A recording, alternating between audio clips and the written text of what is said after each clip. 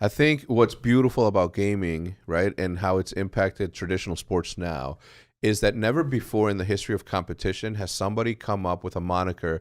I mean, graffiti, you can obviously, point towards that, but that's actually like one of the things that attracted me to gaming, and it made the transition from me being this outdoor student to gaming, is the fact that everybody had a nom de plume, a moniker, a nickname, right? Because in graffiti, you're breaking the law, so you can't put Hector Rodriguez, right? But in gaming, it was the same thing. It's like, oh, I wonder why people are being secretive. And obviously, at the time, it's like, well, it's the internet. People are going to scam you. People are going to steal your identity.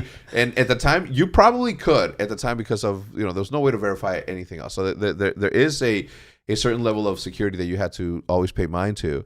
But yeah, I love the thing. So where I was going with that is that gaming has allowed an individual to gain a following big enough and create a brand off of themselves that traditional sports don't have right now. Like Jordan, arguably his last name has become iconic, but you don't often see like it would take so much for somebody to be able to sell a T-shirt that says "Run Our Test." You know what I mean? And I'm sure he does. Meta World Peace, that you can sell. 100%.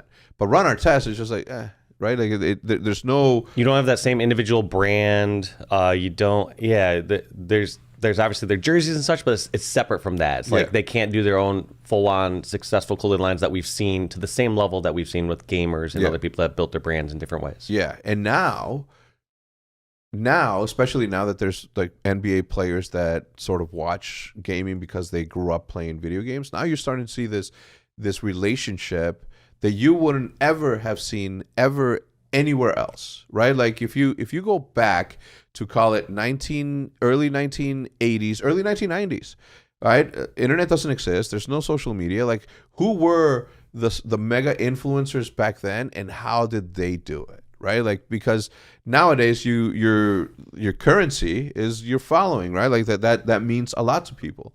So it's just like if you ask people like, would you rather?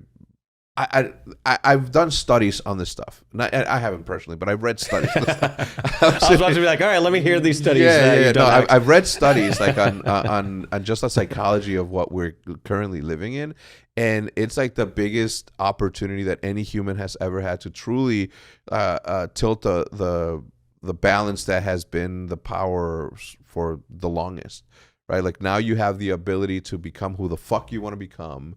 Because you have to now you have the tools to put in the work enough to do what you love to do, right?